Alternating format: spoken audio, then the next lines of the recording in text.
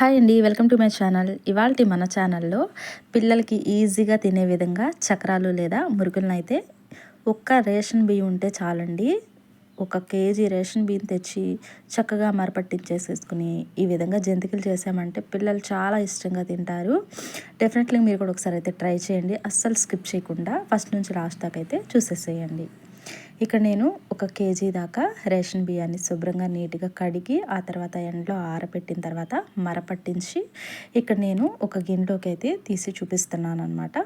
So ఇప్పుడైతే ఇందులోనికి 1 table spoon దాకా salt అయితే యాడ్ చేసుకున్నాను.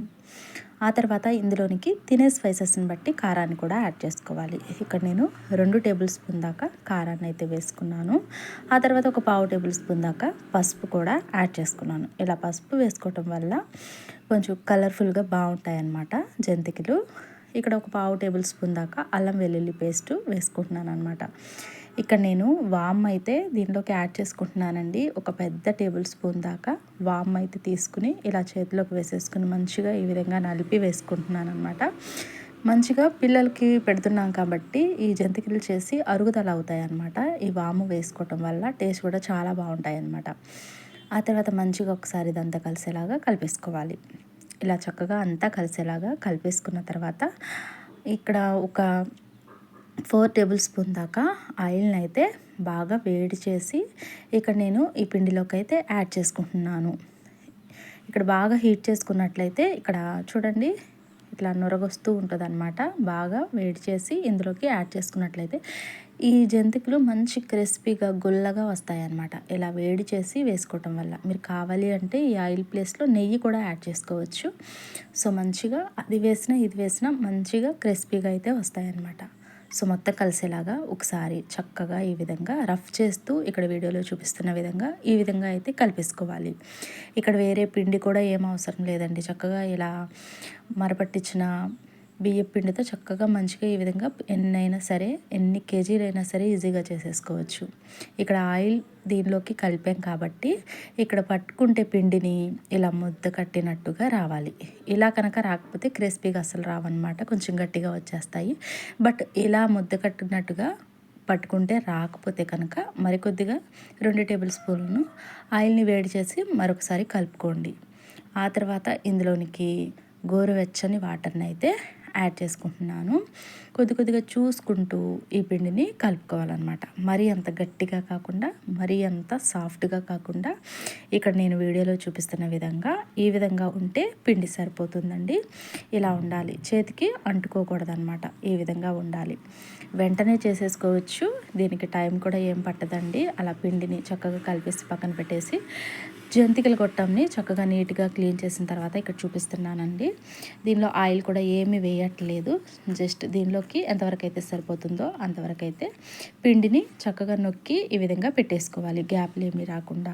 ఇక్కడ చక్కగా నేను చిన్నగా పిల్లలు తినే విధంగా ఈజీగా ఉండే విధంగా చిన్న జంతికల్లాగా ప్రిపేర్ చేస్తున్నాను. బట్ మీరు కావాలి అంటే పెద్దగా కూడా ప్రిపేర్ చేసుకోవచ్చు. కళాయిలో వేసినప్పుడు ఇలా జంతికల్ని నొక్కేటప్పుడు చాలామందికి చేతులు కాలుతూ ఉంటాయి కదండి. బట్ అలా కాకుండా ఒక పేపర్ తీసుకుని చక్కగా నీట్గా వాష్ చేసేసి ఆరబెట్టుకున్న తర్వాత దీని మీదకి జంతికలు ఈ విధంగా చిన్నగా నొక్కి పెట్టేసుకోవడమే. ఇలా ముందుగా చేసుకోవటం వల్ల టైం వేస్ట్ కూడా అవ్వదన్నమాట. తొందరగా పని కూడా అయిపోతుంది. చాలా ఈజీగా ఎన్ని కేజీలైనా సరే ఒక్కరే ఈజీగా చేసేసుకోవచ్చు అన్నమాట. మంచిగా ఈ విధంగా ఒక వాయికి సరిపడా ప్రిపేర్ చేసేసుకుని వేసుకున్నాను అనమాట. ఆ తర్వాత స్టవ్ మీద కళాయి పెట్టేసుకుని కళాయిలో డీప్ ఫ్రైకి సరిపడా ఆయిల్ తీసుకున్నాను. ఆయిల్ తీసుకున్న తర్వాత దాన్ని మంచిగా హీట్ చేసుకోవాలి. హీట్ చేసుకున్న తర్వాత ఆయిల్ హీట్ అయిందా లేదా అని ఒకసారి చెక్ చేసుకున్నాను. ఇలా చక్కగా మంచిగా ఇలా బబుల్స్ పైకి వస్తున్నట్లు ఉంది కదా, చూసారు కదా. ఇలా వస్తున్నప్పుడు ప్రిపేర్ చేసి పెట్టుకున్న చిన్న చిట్టి జంతికలను ఇందులోకి అయితే యాడ్ చేసేసుకున్నాను. ఈ జంతికలు ఇలా వేసినప్పుడు పొంగులు వస్తూ ఉంటాయి కదండి. ఆ పొంగు కొంచెం తగ్గిన తర్వాత రెండో సైడ్ కూడా టర్న్ చేసి రెండు వైపులా చూసుకుంటూ మంచి గోల్డెన్ కలర్లోకి చేంజ్ అయ్యేంత వరకు నిదానంగా మంచిగా డీప్ ఫ్రై చేసేసేయాలి. మంచి క్రిస్పీగా వస్తాయండి, చాలా టేస్ట్గా ఉంటాయన్నమాట. ఆ వాము ఫ్లేవర్ బాగా తెలుస్తుందండి.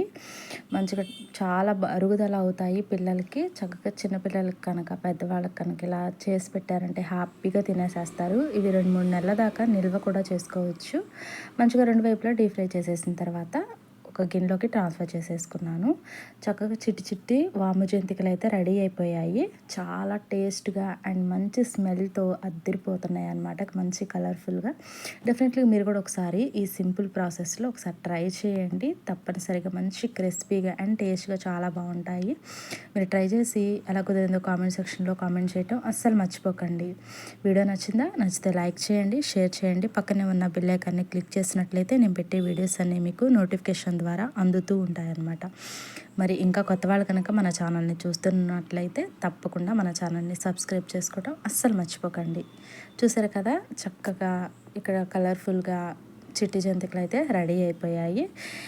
మీరు కూడా ఒకసారి ట్రై చేయండి. Thank you for watching. Have a nice day.